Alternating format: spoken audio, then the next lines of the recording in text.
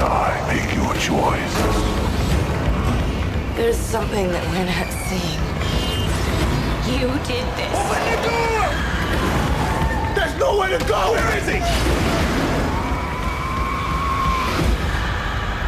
Welcome back to the 12th annual Halloween special. I hope you guys are having a great time. I am very excited to talk tonight about Saw 2, which is one of my favorite Saw sequels. This was the first in the franchise to be directed by Darren Lynn Bousman, who later went on to direct 3, 4, as well as Spiral. And here, Detective Erik Matthews, played by Donnie Wahlberg, along with fellow police officers and a SWAT team, locate Jigsaw's lair and go to arrest him, but discover that his arrest is only a part of his plan. Matthews soon learns that 8 people are trapped in an old house and are playing one of Jigsaw's games, and one of them just so happens to be his own son. When Saw 1 hit, I don't think anybody knew how successful it was going to be. It was rare then, but even more so now for an indie film of that budget to create such a stir. This happens mostly in the horror genre, movies like The Blair Witch Project or Paranormal Activity, or of course, Saw. That first movie premiering at Sundance, getting so much buzz and then doing the box office numbers that it did. In the 2000s decade, there was a Saw movie every single Halloween.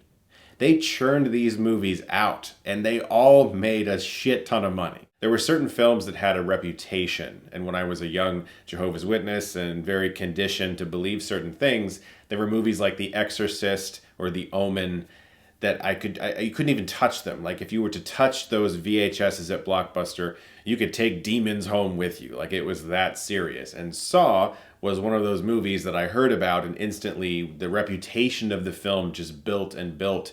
Like, it was this gruesome, horrifying thing, like nothing I had ever seen before. And of course, the actual film itself is quite psychological and nothing like the films that it later inspired. Saw 2 is a really healthy balance between some of the more extreme Saws that came later and that first film. This movie still asks tough questions of its characters and forces them into scenarios that aren't just about the trap itself, but also about looking at their own lives.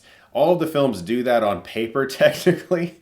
It's just that eventually it became way more about the traps and less about the characters, which I guess at the end of the day is understandable, because even watching this movie, I was like, oh yeah, I haven't seen this in a few years. What were the traps in this one again? Oh, that's right. And I was thinking immediately of all of the different traps. And so, of course, Lionsgate and Twisted Pictures definitely found a route forward to make this series very profitable through the idea of, I wonder how these people are going to escape traps and what will the traps be this time around. But I think Saw 2 is a really good balance of all of it. And you get quite a bit of sequences with Tobin, who is sitting in a chair for the entire film, just talking with Donnie Wahlberg back and forth. This is a surprisingly short movie. I mean, it's 93 minutes technically, but it feels shorter than that.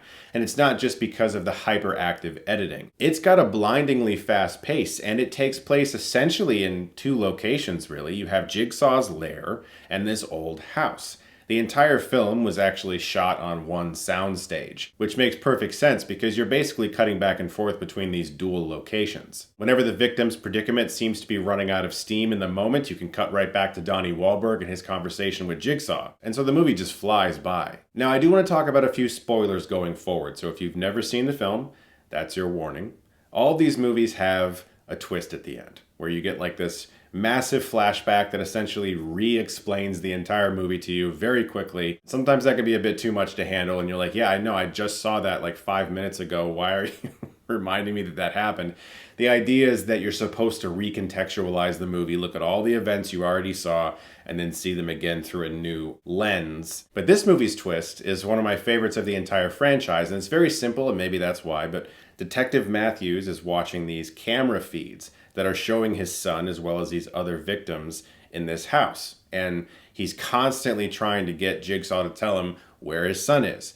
And the reveal that these camera feeds are not live, that these events are not happening simultaneously, is really fun, and it's done seamlessly. But also the idea that Amanda, played by Shawnee Smith, is an accomplice to Jigsaw this time around, and at the beginning of the film she is laying face down and gets up, similar to the way Jigsaw does at the end of the first movie, which was a nice little foreshadowing to the fact that she was actually on Jigsaw's side this time around. Those twists work well for me, but I do think that Amanda's involvement is pushing it a bit. Like, if you were a first-time viewer of this movie, and only seen the first one, and you're like, really? Like, I feel like there's no way that that person would ever fall in line with Jigsaw after having survived what happened in the first movie, but it's helped considerably by the franchise itself.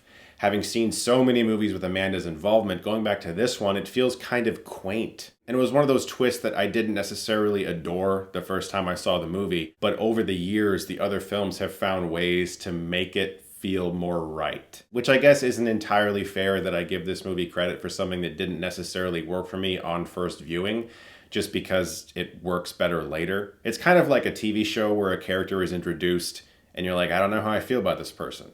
But the writers get that, and they're hearing the audience feedback, and on later seasons, suddenly this character is improving, and you're like, no, this character's awesome now. I don't know what I was thinking. The movie also has a couple moments that are pretty funny, like when Xavier is forced to remove the skin on the back of his neck to see a number that is written on his skin, and then he just puts it in his pocket. Like, I'll save that for later.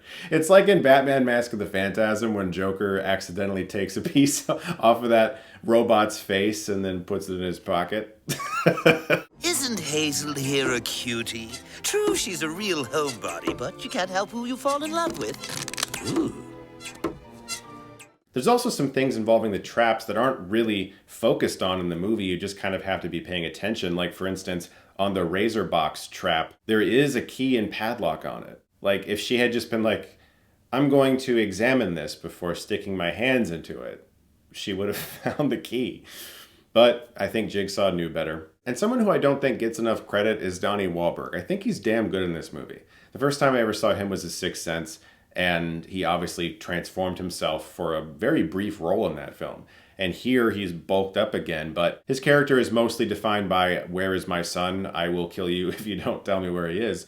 But he sells every scene he's in. He's really good in the film. Saw 2 is definitely one of the better movies in the franchise. It's not as good as the first. I don't think there's a single movie in the franchise as good as the first. Saw 10 is probably my favorite sequel, which is really absurd to think that all these years later that would happen. But 2 is still a damn good time. And if you haven't seen it yet, maybe check it out this Halloween. Or if you have, watch it again. It's a ton of fun. Guys, thank you so much, as always, for watching. Look forward to more videos in the 12th annual Halloween special coming very soon. And if you like this, you can click right here and get Stuckmanized.